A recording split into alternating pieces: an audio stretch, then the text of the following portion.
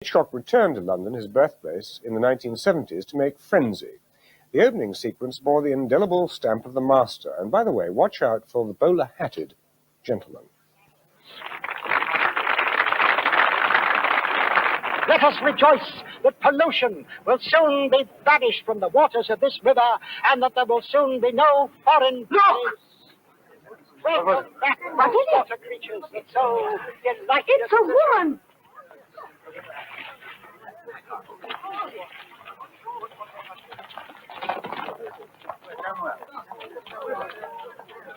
What's up around her neck? She's been strangled. Looks like a tie. Yes, it's a tie, all right. Another necktie murder. Come on, move out the way. Please come away from here, Sir George. It's another necktie murder. What does the police think about it? That's what I'd like to know. Why can't they find him? He's a regular Jack the Ripper. Not in your life. He used to carve them up.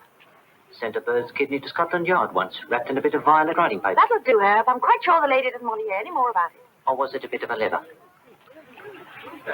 I say, it's not my club tie, is it? And we all know who did it, Barry Foster, don't we? It was me. Why is it we're always given the impression that Hitchcock didn't actually like actors, that he called them cabbages and they got in the way of making... Cattle. Yeah, sometime in the 30s he said all actors are cattle. And very wise he was too, because it meant that he made the headlines all over the world. And whenever he made a picture, all the actors who were interviewed on programs like this, apparently about their careers and about the film, were always asked, is it true that he treats you like cattle, so that whatever happened, he would be in the interview? It was a marvellous piece of self-publicity. When that was starting to get a bit limp, he called a press conference and said, of course, I wouldn't say anything so crass. What I actually said was that all actors should be treated like cattle. Now go away and use that for 25 more years, and we're still talking about it after his death. Right, You've noticed? Absolutely. We spoke to John Gielgud today, who said he didn't think much of me, and I didn't care for his practical jokes. I thought them rather cruel. Do you think there was a cruel streak in Hitchcock?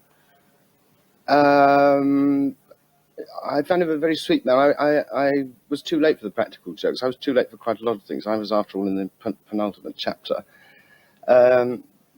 So I didn't experience that. I experienced the drolleries, the awful schoolboy puns, like, he said to someone who was feeling nervous, actual chopper.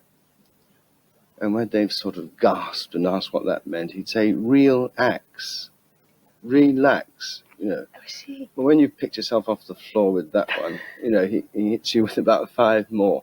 But he was a very generous man, wasn't he? I mean, he liked his food and he wined and dined you lot rather a lot. He did. Me, I must say, I at Claridge's and the Mirabelle and 1 or 2 places I couldn't possibly afford. He was splendidly hospitable and kind and funny.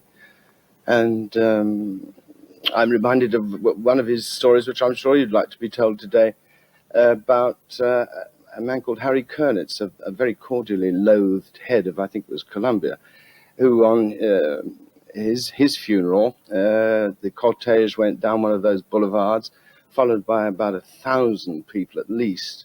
And one of the producers, who had suffered half his life under this dreadful man, turned to his colleague and said, "They are, Jim, you see, like I tell you, you give the people what they want, they'll flock in." Wonderful. Barry Foster, thank you very much indeed. And Hitchcock fans may like to know that on Friday night on BBC One at 11:20, they'll be able to see Dial M for Murder.